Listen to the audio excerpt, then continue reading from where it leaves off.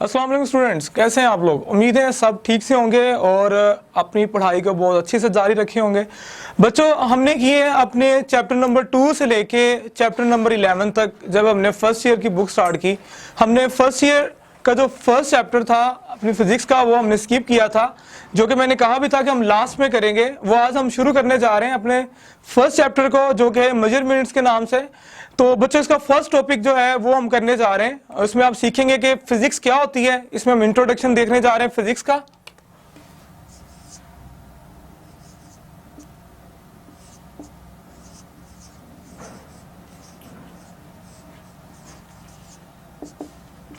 Introduction to physics.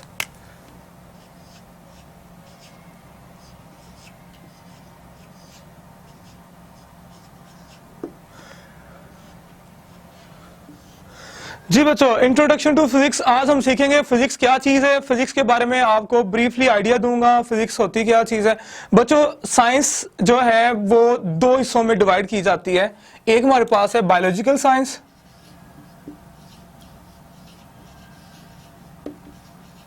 यानी कि biological sciences है, जबकि दूसरी हमारे पास है फिजिकल साइंसेज।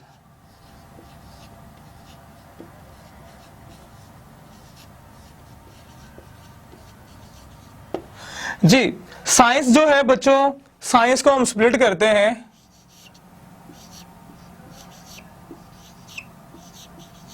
ये हमारे पास साइंस है। साइंस को हम स्प्लिट करते हैं दो किस्म के साइंसेस के अंदर। एक है हमारे पास बायोलॉजिकल साइंसेस, दूसरी है हमारे पास फिजिकल साइंसेस। तो बच्चों, बायोलॉजिकल साइंसेस जो है आपके लिविंग थिंग्स, एवरीथिंग, जो कि लिविंग ऑर्गेनिजम्स के बारे में, लिविंग मैटर के बारे में आती है। जबकि फिजिकल साइंसेस जो है वो नॉन लिविंग थिंग्स जो जिसके अंदर इंक्लूड होती हैं। तो फिजिक्स जो है वो फिजिकल साइंसेस का एक हिस्सा है, एक पार्ट है। It's very important part. Physics is the physical sciences branch, और you can say this is the most important part of the physical sciences. This is physics. Okay बच्चों, फिजिक्स के अंदर हम क्या करते हैं। फिजिक्स हमारे पास एक एक्सपेरिमेंटल साइंस है।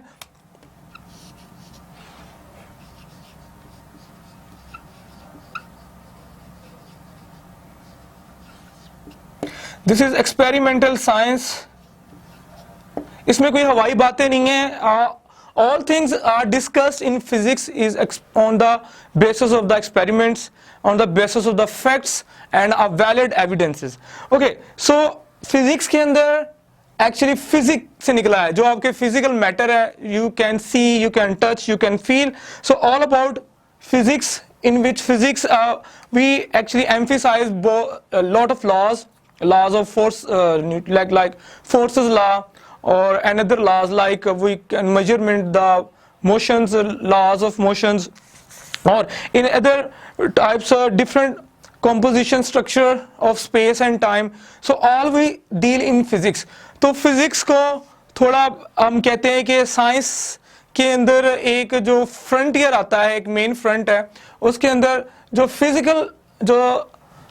फिजिकल फिनोमिना जो देना होता है। एक्चुअली फिजिक्स जो है एक किस्म का फंडामेंटल, एक फंडामेंटल है, फंडामेंटल्स प्रोवाइड करती है फंडामेंटल तमाम साइंसेस को, जिसमें हमारे पास फिजिक्स भी आ जाती है, या साइंस की दूसरी ब्रांचेस जितनी भी हैं उसको फिजिक्स जो है वो तमाम फंडामेंटल लॉ जो है वो प्रोवाइड करती है, या फंडामेंटल रीजन जो है वो प्रोवाइड करती है। और फिजिक्स जो है वो ओवरलैप करती है डिफरेंट ब्रांचेस ऑफ साइंस के साथ, जो फिजिकल साइंसेज है उसके साथ। ओके जी, एट प्रेजेंट टाइम अगर हम देखें तो जो हमारी साइंस है, जो फिजिकल साइंस है एक्चुअली, उसके 3 फ्रंटियर्स आ रहे हैं, 3 फ्रंटियर्स, 3 आप 3 फ्रंट्स कह लें, या आप कह लें 3 जो है हमारे 3 फंडामेंटल फ्रंटियर्स जो है आप कह लें। हमारी जो 3 फंडामेंटल फ्रंटियर्स हैं ऑफ साइंस कह लें या फिजिकल साइंस कह लें, ठीक है, वो कौन से हैं जो फिजिक्स डील कर रही है उनके साथ। 3 फंडामेंटल्स जो साइंस जो फ्रंटियर्स हैं, या 3 प्रॉब्लम्स कह लें, 3 मेजर आप कह लें एस्पेक्ट्स कह लें, 3 आप कह लें सिनेरियोज कह लें, आप जो मर्जी कह लें, ठीक है, जो साइंसेस के हैं, जो फिजिकल साइंसेस के हैं एक्चुअली, उसमें सबसे पहला फर्स्ट जो फंडामेंटल है अगर उसकी बात करें वो ये है, वो डील करती है universe is very large. Okay, वो डील करती है मैक्रोस्कोपिक ह्यूजनेस को, आप कह लें कि extremely range of the universe को, वार्डनेस और जो फैली हुई यूनिवर्स है, ठीक है, उसके बारे में। और रेडियो टेलीस्कोप यानी यूनिवर्स, ठीक है, उसकी ह्यूजनेस और रेडियो टेलीस्कोप से जो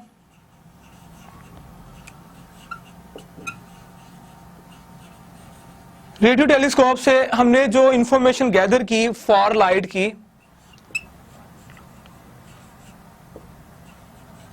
जो फायर लाइट थी, जो हमने बच्चों इंफॉर्मेशन फायर लाइट की जो गैदर की, किसकी फायर लाइट की? बिग बैंग की।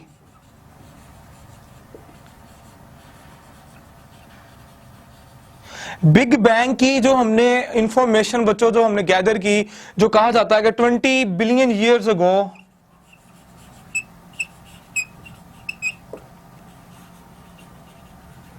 20 बिलियन ईयर्स अगो जो है, यानी 20 बिलियन ईयर्स अगो ये कायनात जो है, ये यूनिवर्स जो है वो अपने मर्ज़ वजूद में आई है। यूनिवर्स जो थी वो एग्जिस्ट बनी, ठीक है। और 20 ईयर्स बिलियन ईयर्स अगो जो फार लाइट थी, जो उनकी रेडियो वेव्स थी, उनको जो है गैदर किया गया, उनको कलेक्ट किया गया, ठीक है।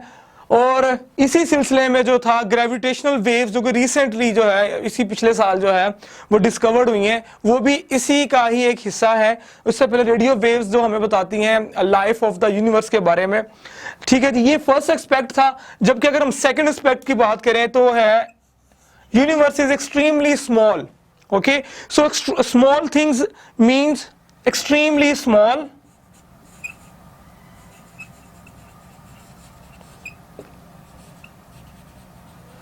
तो बच्चों एक्सट्रीमली स्मॉल के अंदर हमारे पास पार्टिकल्स आ जाते हैं, ठीक है। पार्टिकल्स में हमारे पास पार्टिकल्स कौन कौन से आ जाते हैं? इलेक्ट्रॉन, प्रोटॉन, इलेक्ट्रॉन्स, प्रोटॉन्स, ठीक है। सो when we discuss about the second scenario, second frontier of the sciences, physical sciences, in which physics deals with this, the second scenario, this is all about the earth, including earth, or you can say that our universe is extremely small. Okay, extremely comprises small particles like electrons, proton, neutron, etc. Okay, now discuss the third aspect. The third aspect is the middle size. This is the middle size. Okay, this is the middle size means to say matrix complex matter. Matrix complex matter.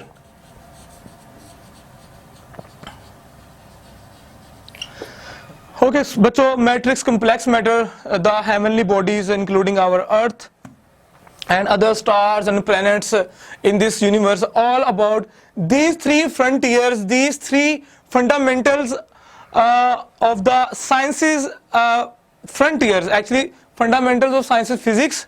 And so in physics we deal these three frontiers. However, if we want to talk about what is physics, if anyone asks you how can you define a physics, so there are lots of definitions about the physics, and physics के अंदर बहुत सारी definitions आप कर सकते हो। हर एक की अपनी अपनी डेफिनेशन है। हर जो फिजिक्स थे, ठीक है, न्यूटन्स की अपनी डेफिनेशन थी, आइंस्टाइन की अपनी फिजिक्स की डेफिनेशन थी, so all related to each other. But here at your textbook the definition of the physics which is written at your textbook is very simple, and you can learn and explain in your own words, which is physics actually deal करती है matter and energy और उनके mutual relationship को। This is the definition actually given by Einstein. Einstein ने ये definition दी थी, physics is a branch of science, physical sciences, which deals with the matter, energy and their mutual relationship. So you can say that it's a study of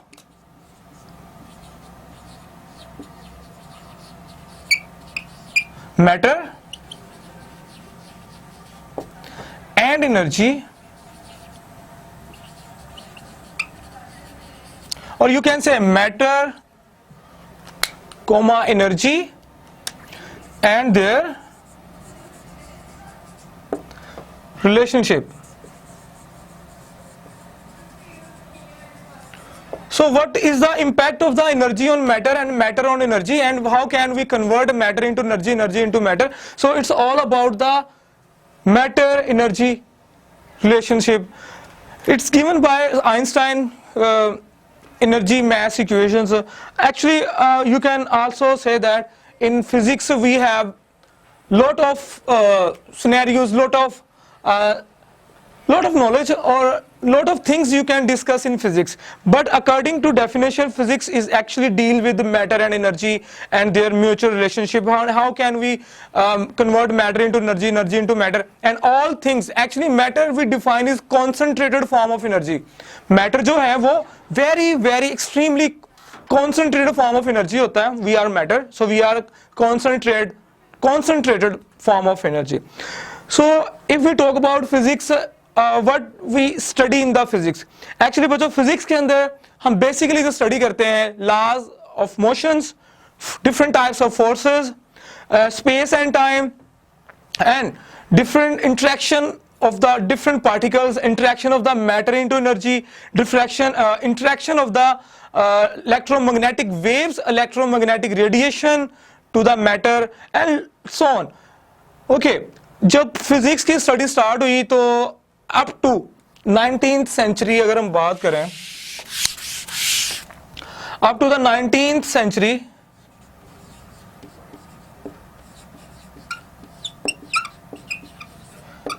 हुआ क्या, 19th century तक जो scientist थे, जो physics थे, उन्होंने ये सोचा कि फिजिक्स की हर एक चीज जो है, ऑल अबाउट द फिजिक्स जो है साइंसेस के अंदर वो डिस्कवर हो चुकी है. So they thought that we have discovered all about the physics. But जब new up to when the 20th century started,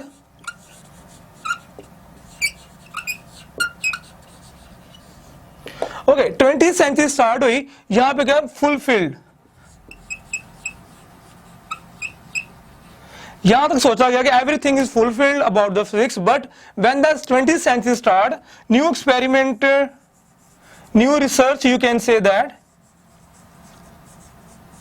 new research और न्यू एक्सपेरिमेंट्स ने ये प्रूव कर दिया कि हमारे जो पुराने और हमारे जो ओल्ड मेथड्स हैं, हमारे जो ओल्ड लॉज हैं, उनको नीड है, there is a need to modify them, there is a need to change something into them which are discovered or which are explained, which are formulated our ancestors, our physicists, scientists. So in 20th century when researchers see that there is a different something which is not related 100%ly to the formulations or the formulae, the previous, the formal formulas, so they thought that actually there is a need, there is a necessity that we should modify those laws. हमें उन laws को, previous laws को जब investigators ने, जब researchers ने by the experimental verification उन्होंने ये prove किया कि वो laws में कोई ना कोई कमी है, कोई ना कोई खामी है, then they modified the previous laws. So with these modification they opened a new ways, नए रास्ते खुल गए फिजिक्स के अंदर. वो लोग जो सोच रहे थे फिजिक्स खत्म हो चुकी है, there is a end of physics, जी नए रास्ते खुल गए और नए डिसिप्लिन जो थे फिजिक्स के अंदर वो हुए, जिन्होंने एक बर्थ दी, जिन्होंने पैदा किया या क्रिएट किया या डेवलप किया या रास्ते खोले, वट एवर यू कैन से. 20th सेंचुरी के अंदर रिसर्च ने नए सिनेरियोज, नई फील्ड्स को डिस्कवर किया, कह लें. वो नई फील्ड्स कौन कौन सी थी? न्यूक्लियर फिजिक्स, पार्टिकल फिजिक्स,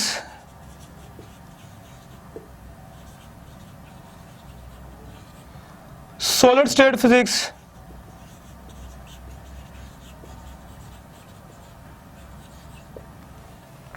तो इस तरह बहुत सारी जो थी जो फील्ड्स जो थी, सॉलिड स्टेट फिजिक्स थी, पार्टिकल फिजिक्स थी, ठीक है, उसके अलावा रिलेटिविस्टिक मैकेनिक्स थी.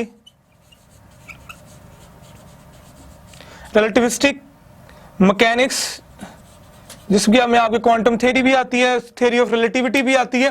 सो इन ब्रांचेस को एंड इसके अलावा और बहुत सारी ब्रांचेस जो अब बन चुकी हैं फिजिक्स के अंदर, उनको उन्होंने एक नई जान दी, या एक ये चीजें खुल के सामने आई जब 19th सेंचुरी के अंदर लोगों ने कहा, यानी कि जो साइंटिस्ट फिजिक्स थे उन्होंने कहा कि फिजिक्स के बारे में सब कुछ डिस्कवर हो गया जी, अब कोई बाकी नहीं रहा। लेकिन जब न्यू रिसर्च की गई तब पता चला कि हमारे जो पुराने लॉज हैं उनको मॉडिफाई करने की जरूरत है, उनको चेंज करने की जरूरत है। उसके अलावा इसके साथ साथ नई डिसिप्लिन जो थी, नई ब्रांचेस फिजिक्स की आप कह लें, वो खुलना शुरू हो गए। तो बच्चों फिजिक्स के अंदर जो है हम फंडामेंटल ऑफ तमाम साइंसेस जो है उनको हम पढ़ते हैं, जिसमें फिजिक्स प्रोवाइड करती है फंडामेंटल साइंसेस को, जो फिजिकल साइंसेस है, जिसमें हमारे पास केमिस्ट्री भी है, बायोलॉजी भी है, ठीक है, जैसे एस्ट्रोनॉमी भी है हमारे पास, और बहुत सारी हैं। उनको फिजिक्स जो है फंडामेंटल लॉज प्रोवाइड करती है, ठीक है, ताकि वो उनको यूटिलाइज करके आगे अपनी वर्किंग के अंदर, अपनी फील्ड के अंदर उसे जो है इंप्लीमेंट कर सकें, ठीक है। सो इस तरह जो हमारी फिजिक्स है वो ओवरलैप करती है डिफरेंट साइंसेस के साथ। जैसे कि अगर हम बात करें, इसमें आपकी बुक के अंदर भी मेंशन है, केमिस्ट्री के साथ करेगी तो फिजिकल केमिस्ट्री होगी, बायो के साथ करेगी तो बायोफिजिक्स हो जाएगी। इसी तरह अगर वो एस्ट्रोलॉजी के साथ अगर ओवरलैप कर रही है तो एस्ट्रोफिजिक्स हो जाएगी, हेल्थ के साथ कर रही है तो हेल्थ फिजिक्स हो जाएगी, एंड लॉट्स ऑफ। सो इस तरह हम कह सकते हैं physics play important or a vital role in the development of the science and technology. Okay, and engineering, physics जो है engineering के साथ भी वो इसका गहरा ताल्लुक है, वो strong relationship है। So science and technology के अंदर जितनी भी changes आई हैं, जितनी भी advancement आई है, उसका एक key door जो है, एक हमारे पास की जो है, मेन की जो है वो फिजिक्स है। फिजिक्स उसके अंदर इन्वॉल्व है। Without physics no technology can be enhanced, no technology can be progress. So you can see the information technology, उसके अंदर फाइबर ऑप्टिक्स। अगर हम कंप्यूटर की बात करते हैं, कंप्यूटर के अंदर जो कंप्यूटर है बच्चों, एक चीज है building block of chips, small chip जो होती है, जो सैंड चिप कहलाती है। एक्चुअली हमारे पास जो मेटलॉइड सिलिकॉन होता है कंप्यूटर के अंदर, मेटलॉइड सिलिकॉन, इसकी जो चिप बनाई जाती है एक्चुअली, जिसपे कंप्यूटर जो है बेस करता है हमारा, ठीक है। तो वो उसका आइडिया, उसका मेन आइडिया किसने दिया? फिजिक्स ने दिया। फिजिक्स जो है उसका डील करती है। इसके अलावा कम्युनिकेशन की बात करें, there is a fast communication. अब आपके पास सेल फोन है, आप देख सकते हैं, मैं आप यहाँ पे रिकॉर्डिंग्स पे हूँ क्लास के अंदर, और आप जो है ऑनलाइन बैठे इंटरनेट के ऊपर जो है आप मेरी वीडियोस जो है आप देख सकते हो। और इसकी रीजन यही है कि फिजिक्स, ठीक है। सो फिजिक्स ने, आप अपनी कंप्यूटर की एलसीडी, लैपटॉप की एलसीडी, या आप अपने सेलफोन की एलसीडी देखते हो, लिटिल लिक्विड क्रिस्टल डिस्प्ले जो है एक्चुअली वो भी फिजिक्स की वजह से ही है। सो फिजिक्स जो है वो सॉलिड स्टेट फिजिक्स के अंदर स्टडी करते हैं उसकी हम। तो बच्चों फिजिक्स ने जो है सैंड जो थी, एक रेत जो आम सी जो है, it is very ordinary thing, उसको उसने वेरी प्रीशियस थिंग जो कि है मेटलॉइड सिलिकॉन, उसमें कन्वर्ट करके उससे स्मॉल स्मॉल चिप बना दी, जिसमें आप मेमोरीज आपने स्टोर कर सकते हो, कंप्यूटराइज डेटा, कंप्यूटर सारी की सारी। सो अब ये आपके ऊपर है, आप सैंड से या तो आप एक इमारत खड़ी कर लो, ठीक है। It's upon you, it's up to you that whether we make a sand castle or make a computer out of the sand. So it's all about physics. Physics जो है in every field of life include है. Without physics no science can be progressed, no science can be exist. So physics, you can say that it's a very important soul of the, it's very important soul of the sciences. ये बड़ी अहम रूह है science की, ठीक है। अगर physics को निकाल दिया जाए, और you can not be able to study the universe, you can not be able to progress in the universe, you can not be able to achieve such a technology without physics. So student, this is all about the physics. और paper point of view के लिए ऐसे बात करें तो इसमें physics की definition ही paper में आ सकती है।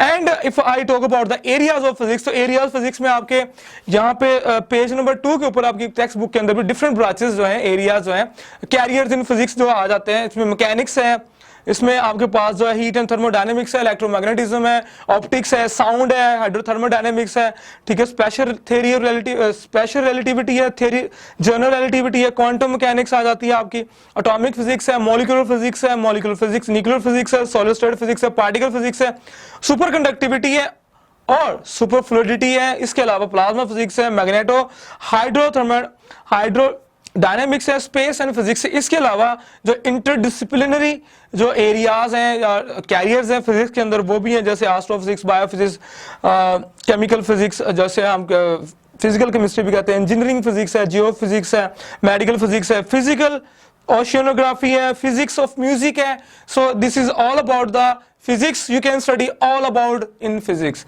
और आपने ये ब्रांचेस जो हैं ये भी याद करनी है। Mechanics, it's all about deals with the motions, study of motions. Heat and thermodynamics, हमने ये सारी स्टडी जो है इसमें आपकी टेक्स्ट बुक है, इसके चैप्टर्स के नाम भी हैं हीट एंड थर्मोडायनेमिक्स में।